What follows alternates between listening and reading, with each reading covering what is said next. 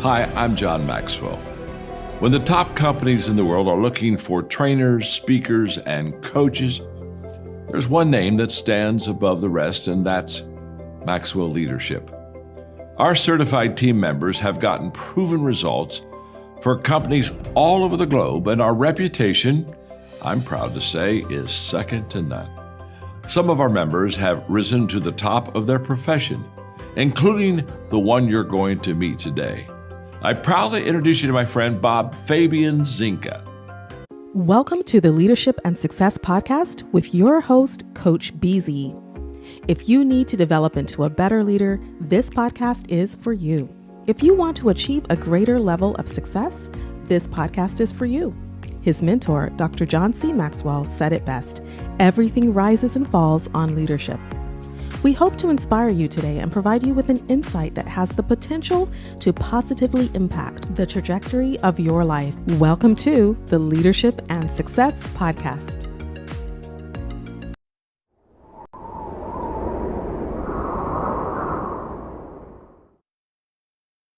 Imagine gaining the leadership skills that could redefine your career.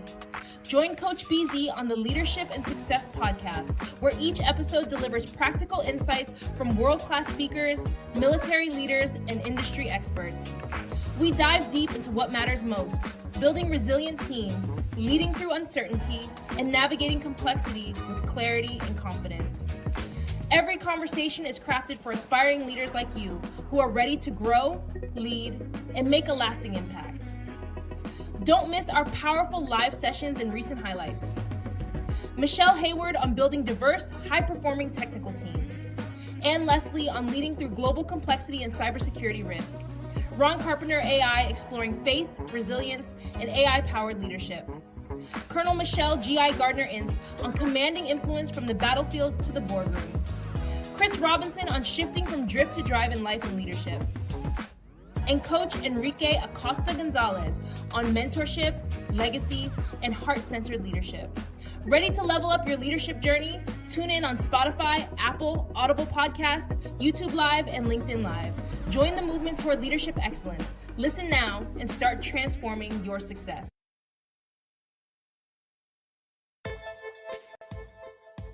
Welcome to Cybersecurity Vault. I'm your host, Matthew Rosenquist, CISO, Industry Cybersecurity Strategist and Advisor.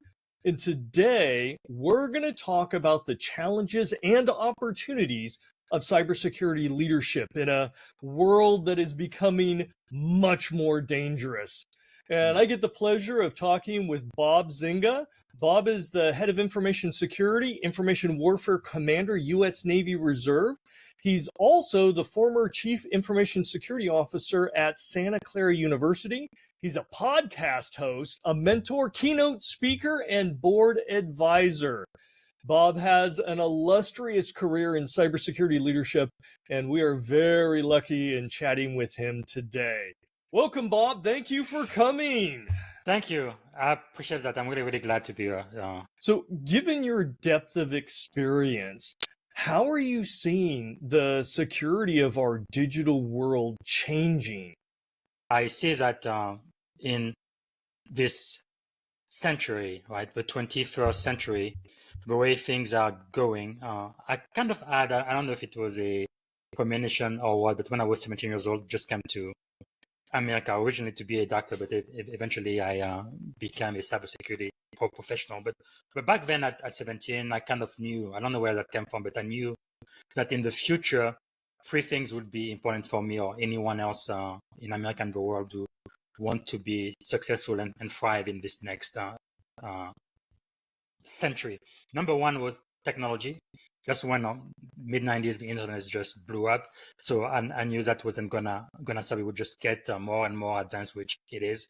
And then number two, I felt like leadership. You need to be able to lead people, because by yourself, you can only do so much, right? In order to go far, you need to have a team and you need to be able to deal with people. Like even as a commanding officer in the Navy, it's like people are your greatest asset, but also sometimes they're like the greatest pen in the rear hand you've ever had, right? Depending on who they are. So you need to have the ability to work with people who are easy to work with, but also with those who are not easy to work with. The ability to work with people who are from the same generation as you, who have the same background, and those who also are much older or much younger. So it's big difference. They have different motivation and being able to, and also in America being the melting pot that we are working with, white, blacks, diverse people, men, women, and all of that. So you really have to become an expert in dealing with people if you are going to make it in the 21st century. That's really what I felt like. And then the very last thing was business. You also have to have the basics for business.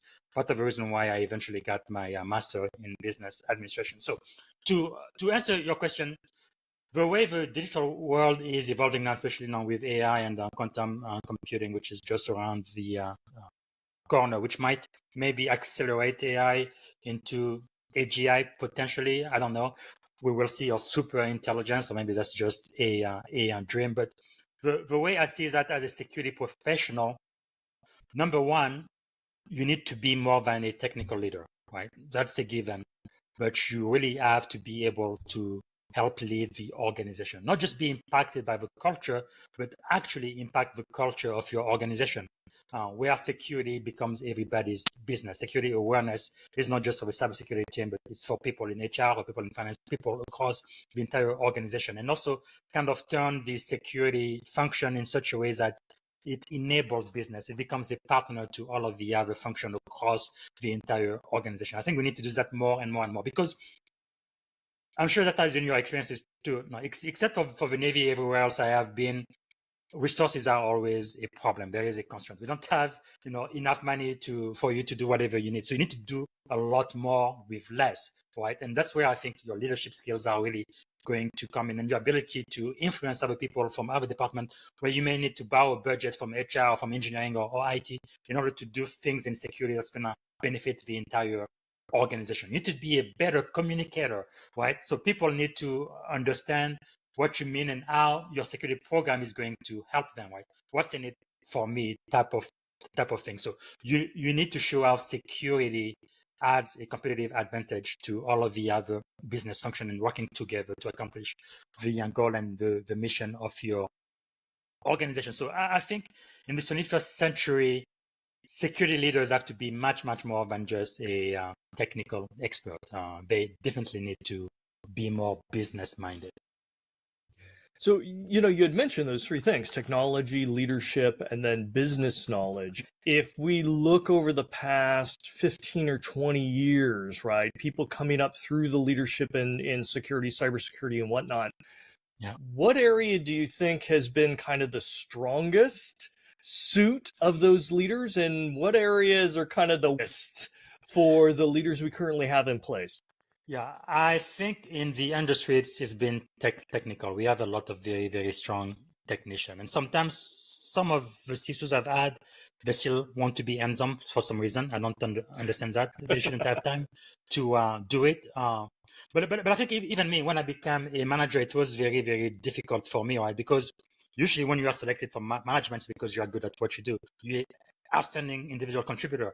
So you're doing it so well. Now the business think, okay, we need to promote you so you can help other people do it. But then you're like, these other people, they don't do it as well as I do.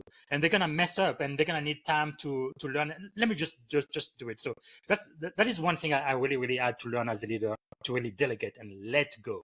Right? Even if they make mistake, that is okay. They need to learn through their mistake, and they need to learn how to do it to the quality, the standard of the organization, but then also not tell them exactly how to do it, but allow them to use their own mind and imagination. And that may actually surprise you. I've been surprised a couple of times by the way some of my direct report went about doing things to get to the same result. So I guess you need to focus on outcome and also empowering people to do it, because that also gives them kind of skin in the game, right? I'm not just like a robot, but I actually have agency and I want to do something. This is my part of the puzzle, right? I take ownership of this. I think it gives people some pride as well. Well, they wake up on Monday morning and they want to go to work because they have a project, the team depends on them, and they feel like they are the only one who can do it. I think that really helps out with, again, the culture that you are building for the security organization, but also the entire organization. So I really believe by doing those things, not only you improve the morale of the security team, but you also impact the greater culture within whatever organization and industry you are leading. Yeah, as a leader, I mean, I've always enjoyed the position of being the least competent in the room. I love surrounding myself with hugely competent people. And I'm Yes, there to give the strategic direction, but that's they're the right. ones that figure out those tactical issues, right, in achieving that particular mission or objective.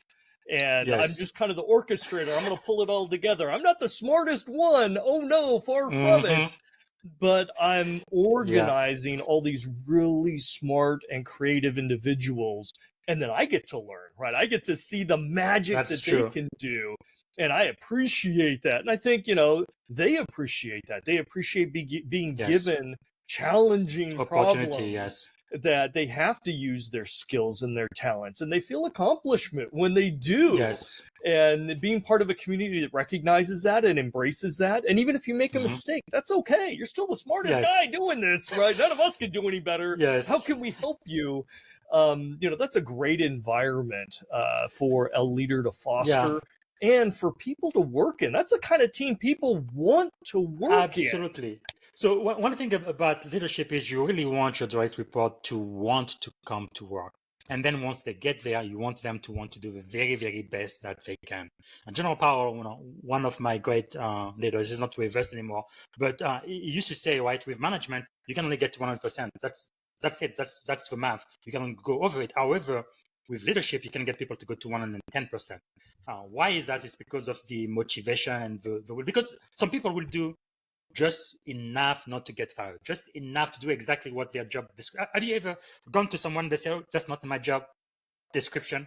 And I think that's not the right attitude to have. If you are in No. security, yes, security is what we hired you for, but you're supposed to be impacting finance, HR, and all of those other department too. Right? So having the mindset, I want to help, I want to add value, makes a huge chance. So the first question you asked me, yes, I think technical skills is really where we've been stuck for a long time, and I really believe we need to move into leadership and we need to move into business now more than ever before, right?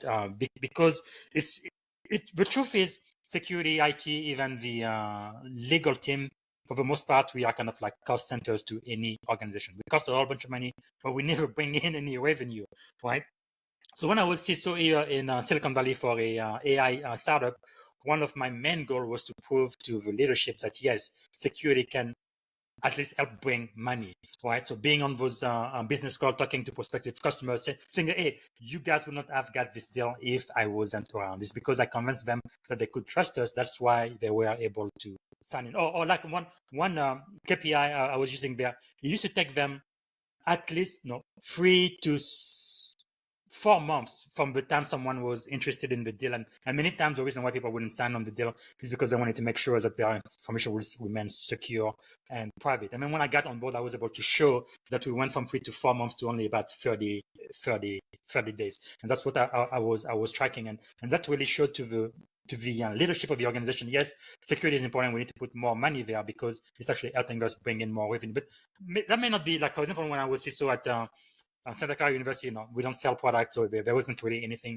I could do there. But whatever organization you work for, try to find of a way, how can I bring value? How can I get all of the other business function to trust and support and partner with security to help them do their job more securely and easier? I think that's really the mindset we need to have. Starting to think as an entrepreneur in a way, but really being business-minded and using leadership skill, influence to affect all of the other people. Because the truth is, as you know, as a CISO, you have a lot of responsibility on paper, but you usually don't have any control over things that you are responsible for. And you really have to rely on the other folks to do the right thing. And I think that's kind of where we are now.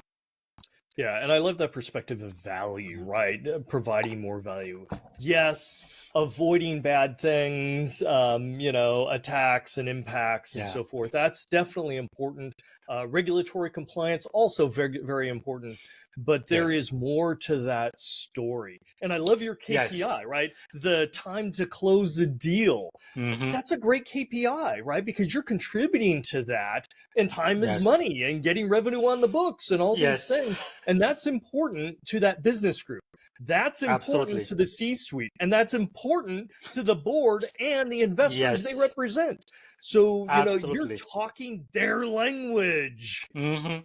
Yes, and we really need to get out of speaking technical jargon that nobody understands. I think, again, that's another reason why I felt like I needed to go get a MBA so I could speak the language of business. Because I think sometimes senior management they don't really understand what security does. It's like they put money there, it goes into a black box, they're doing something, trying to keep us safe, but they really don't see the value.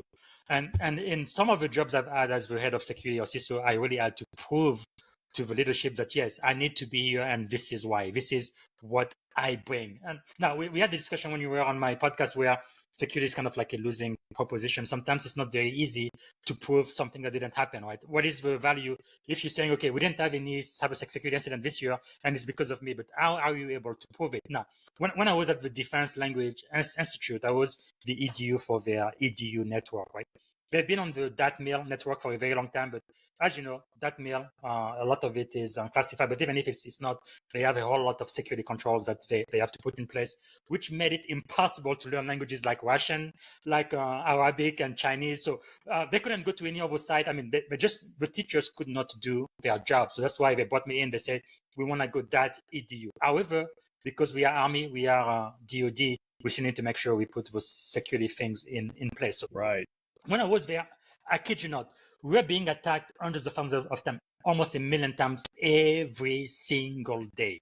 So what we were able to do to show to the commandant of the base there is, okay, look, we get attacked this much, and this is only what came through, but look at what our technology is able to stop. And I was able to prove that by going through the logs of our IPS, and then we updated our white list often, and we did a lot of things to prevent exploitation of our crown jewel of our data. But what I'm saying is, try to think outside of the box and think of ways where you can prove that, yes, the budget you are spending in the security program, it is adding a lot of value, and this is the value it is adding. I think that makes a huge difference. Relevance and value, right? Yes. And it's not just for security, it's for any organization in the business. Absolutely. You have to be able to show that. We are not immune from that. We can't just use fear. Oh, there's bad things going to happen. We actually have to show it over time if we want to be sustainable. And when you talk about fear, right, there is a thing third, fear, uncertainty, and what is the? Doubt. Doubt, yeah. So, and no, the sky is falling. The sky, like, remember why Y2K, the world was supposed to come to an end, and all the COBOL programming, yes. And planes were going to fall off of the sky and all of that, but come to find out, no, none of that happened. So again, as a security leader, I think you have to be honest, right? You have to be frank. You really need to be in a position where people in the enterprise can trust you, all of the other business leaders and senior management. So don't overhype things. Like right now, I think AI is completely overhyped. It doesn't make sense. But eventually, I think what we think AI can do is going to be able to do in time. But we are not there right now. And of course, every vendors now, anything they did, like even back in the day, we used to do heuristic, right, with some of the security thing. Now everything is just labeled AI. So machine learning, now it's AI. Like everything they can think of, AI just because they can sell it. And some companies now are evaluated way above their actual value. They don't even bring any money just because it's AI. Oh, look at that! It is worth more than $1 billion. When in reality, it's not even worth $100 million. So we really need to stop doing that, because in the long term, that's not going to help us, right? We need to stay grounded, but we need to be frank and work with our teams and management to get the budget that we need in order to do the jobs that we can do. I think that's really where it comes down to. It's a great point. And I want to come back to the value of specifically leadership in cybersecurity, right? Leadership tends to have a much greater value in situations where you're dealing with chaos or unpredictability, ambiguity, intelligent adversaries, and so forth. And Yes. cybersecurity seems to fit that bill because we do have those things that we have to deal with. We've got people and technology and processes and adversaries. But if we look at the adversaries, and I kind of want your viewpoint here, what are the biggest areas around those adversaries or threats that makes them more dangerous in this cyber world? And you'd mentioned AI, right? They're using AI tools. But what is it about those adversaries? This is not an IT challenge where we're trying to fix a server or network bandwidth or something we know how to do. You don't need leadership for that. Yes. I think there are a couple of things. So AI, which we mentioned for sure, because with AI now, it's becoming very, very difficult. I don't know about you, but I would say maybe 5 years ago, if you showed me a deep fake, I could tell you this is not real. This is just trash. But today, it's extremely difficult to tell the difference. Like even now with AI, I am building an AI twin. Coach Busy AI is what I call him. Looks just like me. But sometimes when you look at the picture, the photo, it's like, this is me. Like I can tell the difference between this generated picture and reality. And if a cybersecurity professional cannot tell the difference, what chance does the average guy out there has? Like I have to have special tools in order to tell for sure that this is fake and this isn't. So it is getting better and better. Like I just remember when it first started, when they would make representation of people, they would have 4 fingers, 6 fingers, and it was just so easy to tell. Yeah, yes. but today is just not possible. And also they use AI to weaponize targeted phishing, misinformation campaign, and this deception and all of those what things that people are doing right now. And I think with the traditional cyber security team and tools and capacity we've had up to this point, it's going to be impossible to fight against this. There is just no comparison. So we are going to need to use AI tools in order to build security in our defenses. Now, the other one is supply chain and third-party risk. Like everybody remembers SolarWinds. So now instead of going downstream, they go upstream, and then from there they infiltrate dozens of downstream victims. And for SolarWinds, they were there for almost a year, and nobody even knew about it. So that's very, very, very scary. And there is so much interdependence right now, right?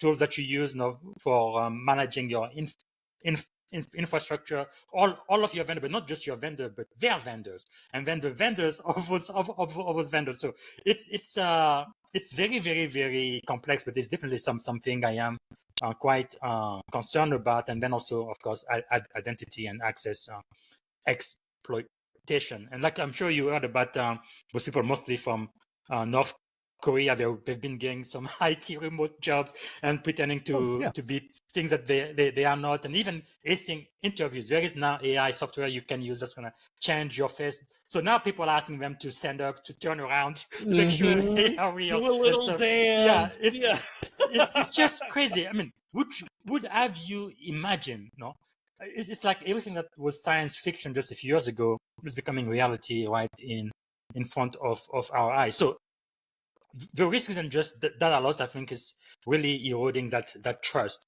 and the customer, the partner, even the employees, right? They will abandon companies that they just cannot trust with their data. Now, unfortunately, in America, we don't have a good privacy law. I don't know why that is. Maybe it's because of political reason. Europe is much better than we are. Now, we have the 1978 Privacy Act, but that's really an outdated law that's not relevant for today's age.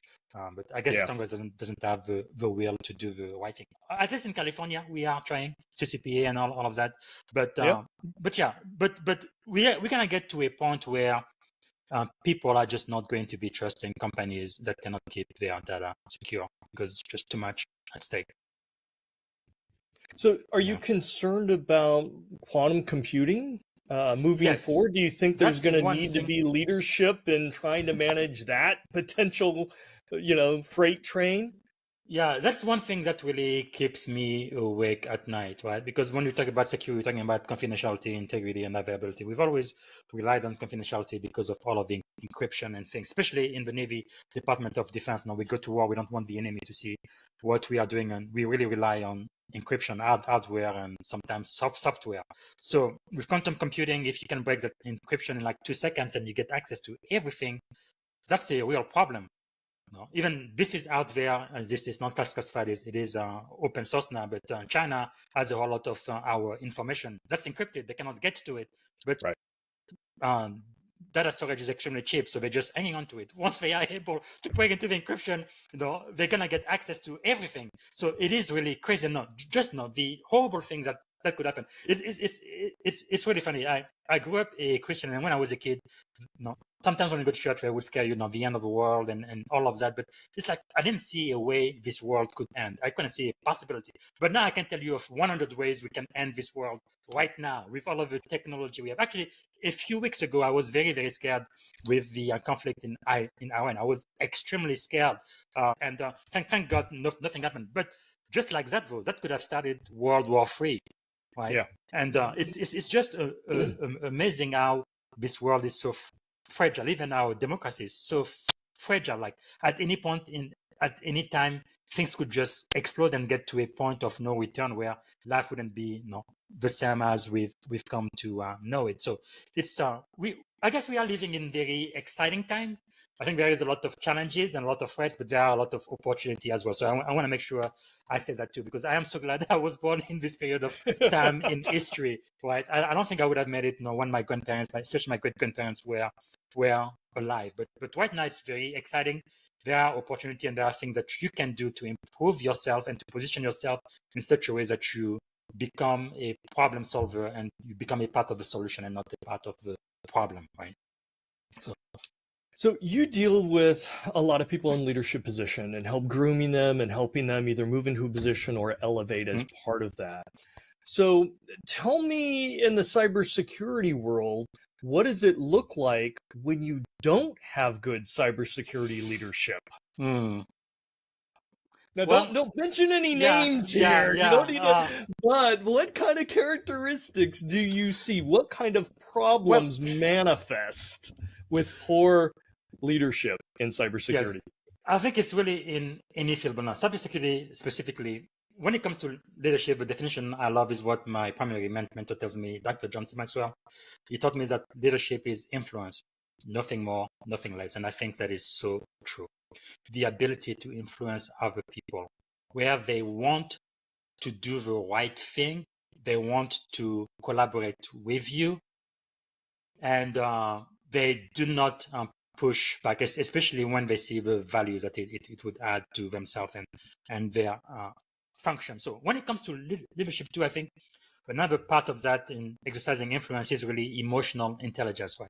Not just being self-aware, but being aware of other people, how you treat other people, your direct report, your supervisor, all of your peers, all of the other business function across the enterprise. I think that makes a huge, huge, huge difference, right? I think Maya Angelou, I believe, was the first one who says people will forget anything you said, but they will never forget how you made them feel. That's really the thing that sticks with them.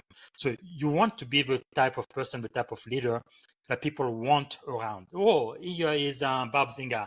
I'm so glad you are here. You're going to help me solve a problem. You are a solution. Not going to be complaining and bringing me more problem. I already have enough problem. Don't bring me more problem. Try to help me find solutions, right? So that attitude of collaboration and treating people right, I think is going to make a huge, huge difference.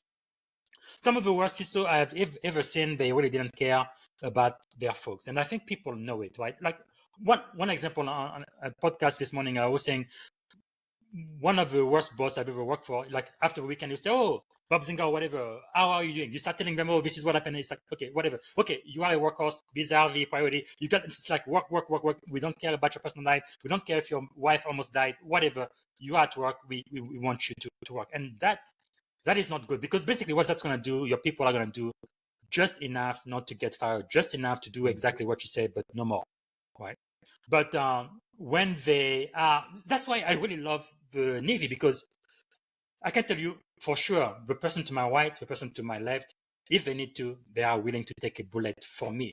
I'm not related to them. I don't know them, but they are willing to do that, and I'm willing to do that for them as well. Mm-hmm. So how do you get a bunch of people to be willing to die for one or another? I don't see that in Silicon Valley. Where do you see it? Where people are willing to sacrifice for a much greater cause, for love of country, love of God, and the national it's like there's gotta be a way to lead people so that they value something much higher than themselves, because everybody is selfish. That is our nature. But how do you get them to really, really value people and want to add value and go above and beyond, and do it voluntarily? That is really, really the key. Now, even in the Navy, when I got in 20 years ago, I think it was very much, I guess let's say male toxicity. I am the boss, I'm the alpha man, and I say you jump, you say how high, that kind of thing. But really, the truth, one of the best skipper I've had actually have been women. But the truth is, if you are really in charge, if you are a leader, you don't have to say much. You don't have to raise your voice, because people know that you are already a leader. And then when you open your mouth, when you speak, they listen to every single word that you say, and it makes a huge, huge impact. So I think definitely knowing your people, loving your people, caring about them, but really, really caring about them, I think that's really what makes the biggest difference. Because even when you do that, when you go through hard time, and everybody from time to time, you're going to go through a lot of challenges, people are going to be willing to stay longer, to work harder, in order to help the company and their leader and their function. But if they are mercenary, they're just there for the paycheck, as soon as somebody else gives them $2 more per hour, goodbye. Right? So there is absolutely no loyalty or trust or anything like that. And that's really not what you want. And even like in the Navy, for the most part, people in the industry with the same skill set make a lot more money, sometimes even double, especially in Silicon Valley. But those people are willing to stay and do that work because it matters, right? So you really have to get to what motivates people, how to bring them in and get them to buy into your vision. It's simpler to say than to do it, but I think that's really the challenge of leadership. And those leaders, they can really do great and wonderful things with smaller and fewer resources, because they got the key that unlocked almost unlimited potential, and especially when people absolutely want to and not have to just because they get paid to do the job. So I think that's it. Well, those are powerful concepts, right? Loyalty and trust and sacrifice.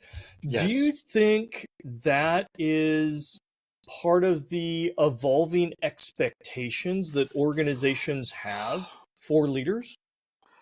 Well, in the industry, I don't know if you are going to expect that from everyone, but this is one thing I would say, though. I think it's important to have the right culture.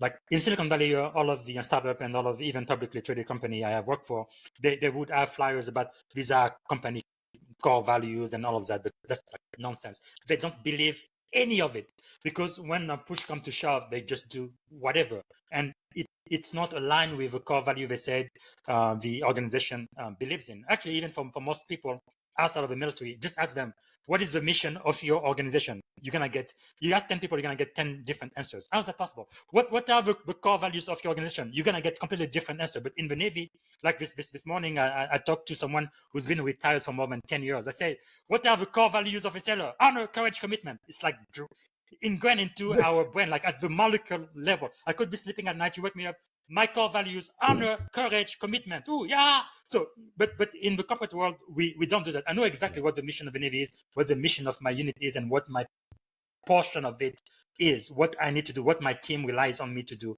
in order for the unit to be successful. So I think that has a lot to do with the culture. And I think companies that do extremely well, they just have a much better culture, and they don't order, but they encourage people to act the right way. And when they do, they get rewarded accordingly.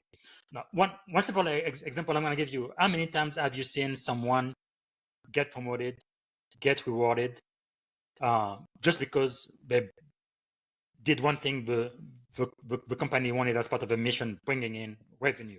They are horrible to their staff, but still they bring in too much money. We are not going to fire them. In our core value or even the HR handbook, we said this is not acceptable, but still we are going to promote them and not promote somebody else who is completely aligned with what you say are your core values. So I think what needs to happen is the company needs to really be authentic and have integrity and really do what they say they do. It doesn't matter who you are, even if you are the CEO of the company, these are the rules. This is what everybody here needs to abide with. So you have to lead by example.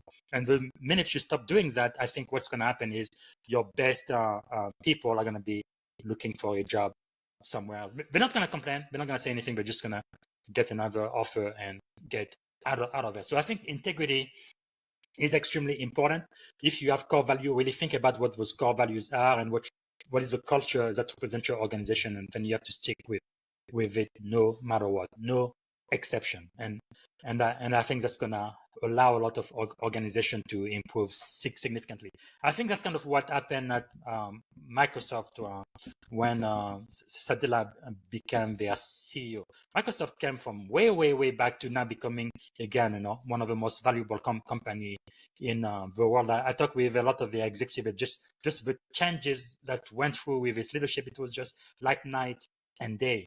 Right? Nothing wrong with Steve Ballmer, who was president before, but definitely the leadership style completely different. Many of them were very scared to go to work and to do the right thing, but now it's become a learning organization. It's okay to make mistakes as long as you learn from those mistakes, right? Kind of like we do in Silicon Valley, where you have psychological safety. You can ask questions. Just because I'm your boss doesn't mean that all of my ideas are correct, and I need to be challenged now, respectfully, professionally, but I don't need to be challenged at times. So building that environment where people can speak up when they need to, where they don't feel threatened, where they feel they are being cared for, I think that really goes a long way into making everyone productive. But again, that's not a technical thing. That has nothing to do with setting up firewall rules or anything like that. But it's really dealing with people. And like we say, people are the most important resources, asset of the organization. But guess what?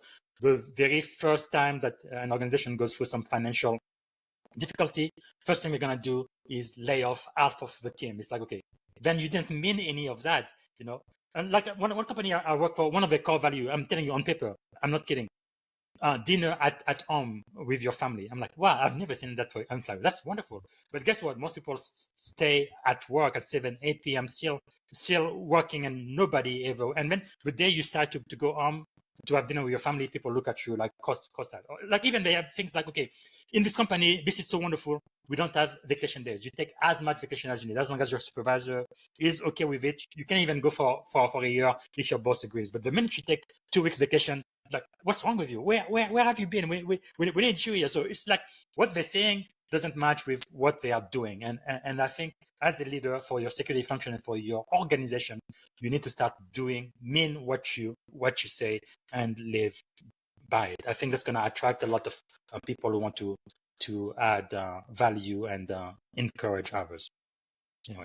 Well, that kind of organizational level cultural change, completely powerful, right? Mm-hmm. Do you think the cybersecurity leader, do you think they're in a good position to drive that kind of change across the organization? I think they should. As a CISO, I think that is really part of my job. Now, again, of course, there are some things that are completely outside of your control, right? Especially when it comes to budgeting and things like that. But one thing you can do, again, is use your soft skills, your influence to try to persuade people to do the right thing. Now, it's not always easy, but I think it is a must, because we are, like in the Navy, for example, a lot of time we really are in a not only a constrained environment, but we get attacked quite a lot, right? So there is not really a lot of room to make a lot of mistake. So you really have to utilize the resources you have to the very best of your ability, because there is this, I guess, asymmetrical warfare. Now with technology, the price of technology is getting cheaper and cheaper, storage and hardware and all of that. So you don't even have to be a country. You don't have to be a nation state. You can just be one individual. You could spend maybe $5,000 or something, and you can build something that is powerful enough where you can do a lot of damage.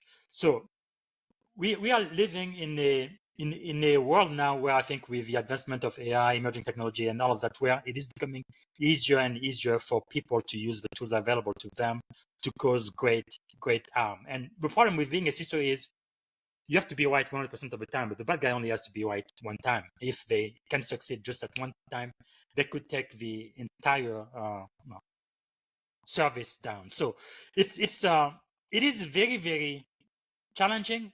It is not easy, but I think as a security leader, you need to do the very best you can to really influence your peers and senior management, senior leadership of your organization. You really need a true seat at the table. In many organizations I've been here, they say the CISO is an executive, the chief something, but in reality, it's not a C-level anything. It's just a director or a senior director in reality, because they're not even invited at some of the meetings that are critical for the strategic goals of the company, which doesn't make any sense. So I guess you have to bring in your own chair if you have to, but at least you have to be in the room. Even if you don't say anything, you at least need to know what the company is doing, where they are heading, so that you can come up with a plan to have mitigation controls in place to safeguard the data of your company. So I think it's important, if you are a CISO, to be a real CISO, and that C really needs to mean something. And I think it starts with influencing your peers and all of the other people across your organization, right? You have to be visible, and you have to have a desire to be helpful. I don't know if I may have mentioned to that earlier, but one of the first jobs I had here in Silicon Valley, it was impossible to find the security team. You couldn't find us anywhere because like in Silicon Valley, in most companies, it's almost like it was architected by the same architect. It's like open space. Everybody has those desks there and working together. Now, senior management, like the CEO, may have his own office or something. But even in many startups, the CEO is even out there with everybody else. But in this company, security was nowhere to be found. You had to go far on the other side of a building on another floor in order to find the security team. But even when you took the time to take 10, 15 minutes to walk all the way there, you couldn't get in the room. You had to have a special key that only the security folks, gigs had. So it was like we were telling them, we don't want you, we don't need you, go away.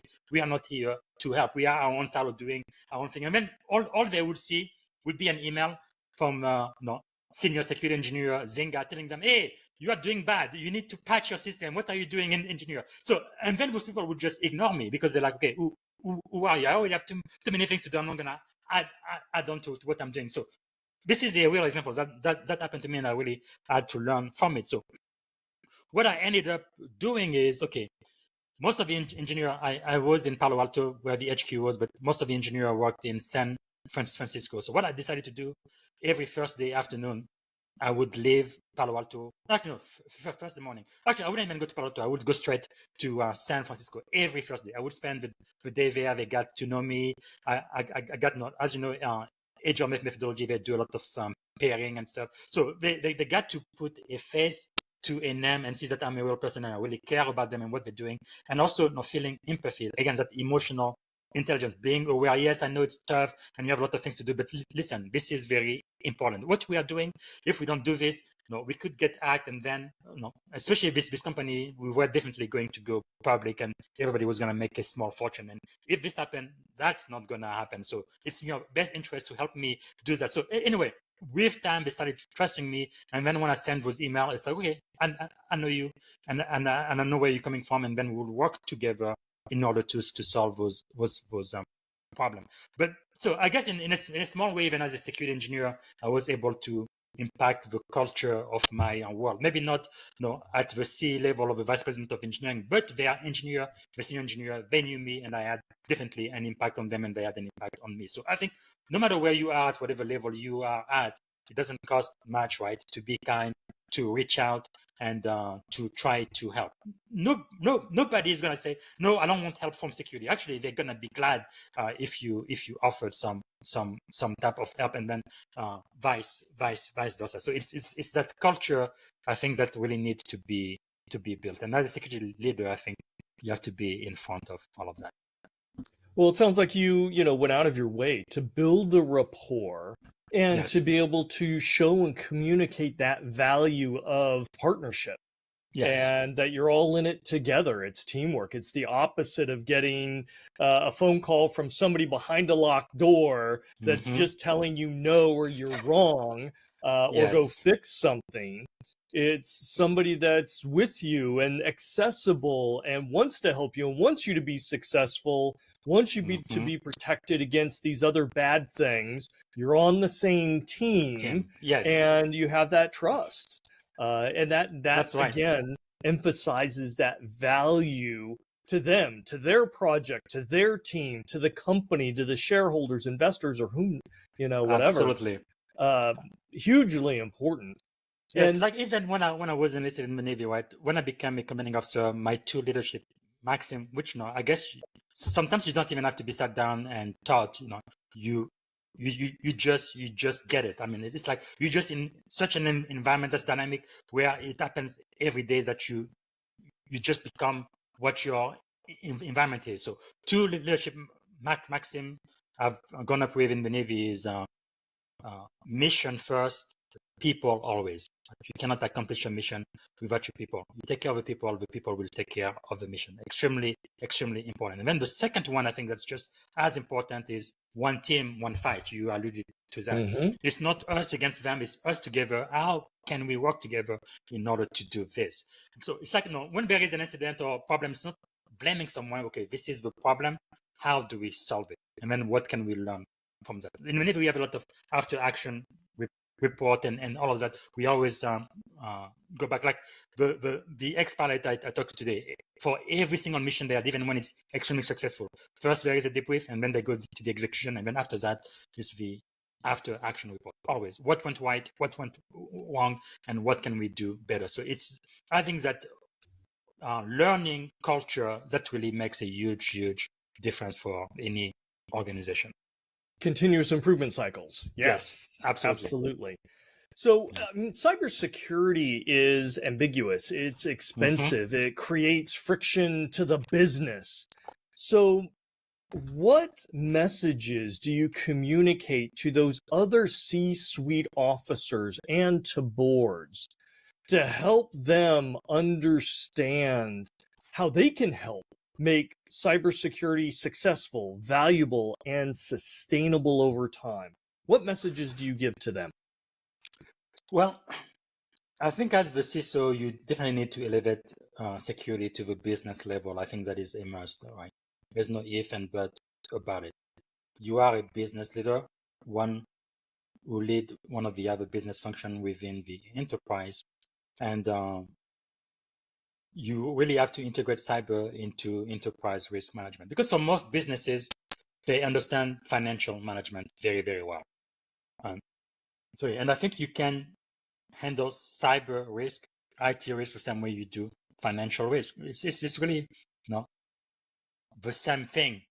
And being able to talk in that way, in a language that your peers understand, that senior management understand, I think is a huge plus. And I think the pro and the con, and again, sometimes you don't always have the last say, but they should definitely listen to you and your recommendation. Okay, if this is what you want, the budget you've given me, I can give you that. But if you give me more budget, this is what I can give. And here are the risk.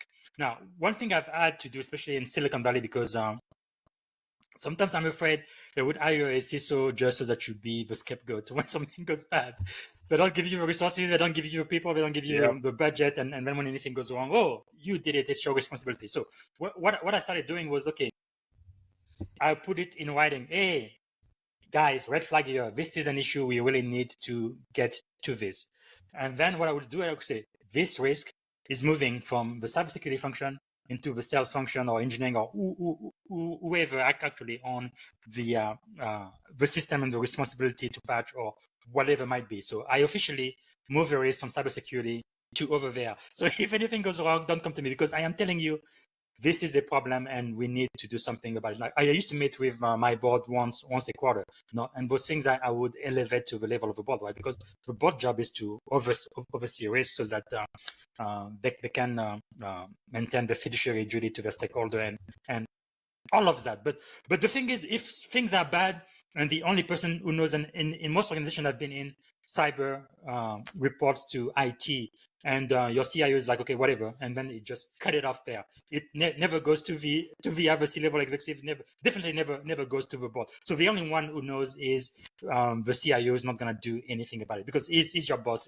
anyway. So okay, shut down and go back doing whatever cyber trick you are doing. So that is a problem, right? So again, it's the culture elevating cybersecurity to the business level, but really investing in the culture to not just tools, right? Training employee, cybersecurity awareness, doing drills, tabletop exercises. Like one thing I love to do was phishing campaign, and some of them was a little bit risky, but that's what the bad guys do, right? Mm-hmm. I guess sometimes you may have to clear it up with legal, but like for example, this one time for this one company, I knew this was going to almost get me in trouble, but it was important that I did it. It was about bonuses, and bonuses is huge, especially in Silicon Valley, because sometimes your bonus could be more than your annual salary. So I tricked them. I made it sound like it came from HR, that they were going to open this file about their upcoming bonus, and about half the people in the company did, which was wrong, because if it was a malware, we would be in big trouble. So that was a great learning exercise. HR didn't like me after that, but whatever you can use to kind of gamify cyber security, because sometimes cyber security privacy is kind of dry, but kind of make it fun, make it where people want to be engaged and they are learning something. Like I have really never had a cybersecurity training where people would sleep on me. Never, ever. Because I try to really keep the energy very high and also get feedback from the audience. Right? It's not like going to a college lecture, I am the boss and I am in charge and I'm going to speak in this monotone voice for 1 hour and you, my pupils, take notes and learn from the master. No. It's like back and forth, because I can still learn from people, even people who just got started in their profession, because they have, experiences and viewpoints that I do not have, and that could help. Anyway, making it very engaging, sometimes even funny, within reason, but just getting people engaged and interested. Like, why do I need to listen to you for 1 hour to talk to me about cybersecurity? So show them like what's in it for them, not just at work, but their personal lives too, right? Some people, like for example, one thing that happened to me and that happened to a lot of people in the military. I'm sure you heard about OPM. There were OPM hack. Yes. Yeah, and everybody in the military at least has this secret clearance. So my social security number, all of my background investigations file with somebody in China. So what can I do about that? So that impacted me very badly, even today. But now, what's even worse now? I raised my hand. I wanted to sign up. I wanted to be enlisted and then an officer. But my wife didn't raise her hand. My daughter didn't raise their hand. But for them to do the investigation on me, they have to get the information on my spouse and family. So now, even my daughter's social security number is on somebody's computer in China. That's just unacceptable, right? So when people understand how it could impact them financially and personally, then they pay more attention. Yeah, this stuff is important because it is going to prevent me from going through this heartache. So I think that is important. And then the other thing we kind of touch on too is to adopting a continuous intelligence-led learning organization, right? Just moving beyond just the annual audit and this type of thing, but really paying attention in customer retention and market confidence. Because when you talk about customer, any C-level executive is going to be absolutely excited about that. When you talk about revenue, they're absolutely going to love you. So trying to find a way for cybersecurity to support that, and I think that's really what's going to make a difference going forward. So you've covered so many different areas, so many different topics, and cybersecurity leaders already have a ton of things to do and things that are broken or need to be improved. So my last question to you: how should cybersecurity leaders, the ones that are listening to us right now, right? How should they act to take advantage of opportunities? How should they proactively manage risks right now? What's the one thing you would recommend them to do tomorrow morning? I think 3 things. in the world we live in. So like you said, the bad guys are already using AI, and it's almost like asymmetric warfare against us. So we need to use AI too in order to combat that. And I know if you CISOs and security professionals who just think AI is a fad and stuff, they don't want anything to do with it, and they think it is too risky, and which it is. But I think you have to use it, you have to understand it, and you have to play with it in a nice, safe environment. I think there's a lot of control you can put in place to ensure that your data doesn't get out of your storehouse. Because the truth is, your people are using AI right now. Right now, they are. Whether you like it or not, whether you have a policy or not, they are. So you need to embrace it and help them do it in a safe and secure way. Yes, we can use AI. These are the tools we have approved and so on. So I think you have to lean into it. In this day and age, I don't think there is a way around that. So lean into AI. But the other thing that's extremely important, I think, is really raising cybersecurity to engage with the board, right? Above just senior management going to the board to translate threats into business terms, right? Align security with revenue. I think my job as the CISO is to help bring in more and more revenue. Don't be a friction to that, right? But do it in a safe and secure way. And think, okay, maybe we cannot do it this way because this is way too dangerous. But I propose maybe we can do this way. Risk are reduced and this the acceptable level of risk for our organization. Again, you don't have the last word. If the board decides they still want to do it, make sure it's in writing. You told them, whatever happened, they don't need to come here and fire you, right? You did your job, right? And I think executive sponsorship is very nice to like. We had a discussion on my podcast about where should the CISO report to. I think the true answer is to whoever is a senior executive in the organization who cares the most about security. If you have someone who cares about security, whether it's the CFO or legal or engineering, if they do, I think that's where the CISO should be reporting to, because they're going to give you a lot of top cover, right? They are going to stand with you when you are against all of the other members on the board who don't want to do security because it's going to slow them down and reduce sales. Someone who can impact the culture, kind of like nudge the organization in the right direction. I think that is important. So when you start a job, first 90 days, try to figure out who those people are. And it doesn't always have to do with your title, because you can be a director, you can be a vice president, you can be a C-level, anything, but nobody listens to you, everybody ignores you. And you can even just be an engineer or an analyst, and then everybody flocks to that person because of their personality, their influence. They don't have a title, they are not a leader in the organization, but because they impact people and they make them feel a certain way, they listen to that person. So I think it's good to have what I call cybersecurity champion in all of the other functions, right? Where it's not just you, but you have people in each one of those departments that are going to value and elevate security in finance, in HR, or whatever function they belong to. And then I think the last thing most important, we kind of talked about it throughout, but it's really investing in people, right? Mission first, people always. People are your greatest asset. We know that intellectually, but sometimes we don't know that in our heart. That's not how we live our life, right? So people need to upskill their skill, provide money for training. Where you're like, okay, AI is not going to take your job, but we're going to teach you to use AI to be more productive. So you can be more strategic and let AI do most of this tactical stuff, especially things that are repetitive that you can use automation for. Like the first Silicon Valley company I worked for, we had a great say there. We always try to eat our own dog food.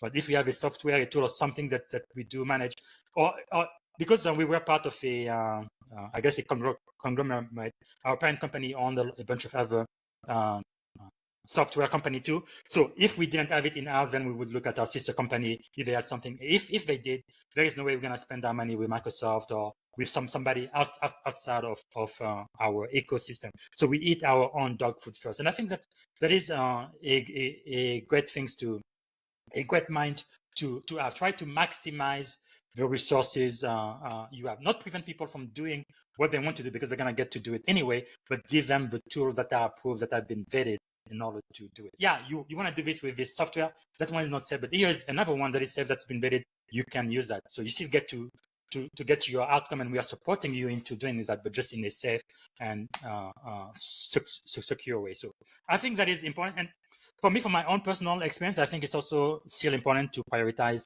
diversity. No, it's not just being black, white, woman, and disabled, gay, and all of that. That's important too, but definitely diversity of thought, right? Because one problem I've seen in a lot of Silicon Valley company, they tend to hire people who have the same experience and background as themselves. Or sometimes even at one point, Facebook was only hiring people who came out of Stanford for some reason. I think that's a huge mistake, because basically everybody that is coming on board into your organization, they all think the same way. So basically, if you have a blind spot, everybody on the team has the same exact blind spot. So you need somebody who thinks differently, who's going to tell you, hey, no, I see something that's not right here. We need to think about that. So diversity is extremely important. Also, generation today, I think we have about 5 generations working in the office now. Old people don't want to retire. We have presidents who are about to die off in office because they just don't want to retire for whatever reason. So, and then you have a brand new kids like my children, Gen Z. They're now starting to work in the industry, and it's like a bunch of people from different generation, different motivation, different background. But I think that diversity definitely help you make better decision and ultimately be more. No, I absolutely agree. You have to break that echo chamber. So thank you, by the way, so much for sharing your cybersecurity insights today with us, especially around leadership. Very much appreciated. Yeah, and I think the last word I would say is lead with humility. Especially when you become a CISO, sometimes it can get to your head. I'm at the top of the food chain. I am the man. But the truth is, no, you are not the man. You are a servant, right? Your role is to help and serve the people who are working with you. Give them all of the tools, all of the opportunities that they need, so that one day they too may become a cyber security chief. So I think being humble, knowing that you are not the smartest person and you don't have all of the answers, I think that is going to help you more than anything else when you are at that type of leadership position. Because my mentor again, John C. Maxwell, says, if you are the smartest person in the room, you are in the wrong room, because you're not going to learn anything. You need to get to a room where you are not the smartest and where you listen more than you speak. So you have to be humble, but always willing to add value. So that's all I'm going to say. And thanks again for inviting me to your podcast. I've been trying to do this for a while, so it's really great that we're able to make it work today. So thank you. Absolutely. And Bob is the head of information security, information warfare commander for the U.S. Navy Reserve. And he has an incredible podcast as well, Leadership and Success Podcast with Coach BZ on LinkedIn. So be sure to check that out as well. And thank you all for watching. Be sure to subscribe and catch all the Cybersecurity Vault episodes where we chat with industry leaders to dive into the most relevant and interesting cybersecurity challenges, perspectives, and best practices. We'll see you next time. Thank you for listening to the Leadership and Success Podcast with your host, Coach BZ. If you like what you heard, please subscribe to our channels and come back for more wisdom nuggets on how you may develop into a better leader and achieve greater levels of success. Leadership is the most critical skill. The world will always need leaders to lead others, deploy the next disruptive technology, or execute a business strategy. You may as well decide on counting yourself among the 21st century leaders. See you right here next time on the Leadership and Success Podcast with Coach BZ.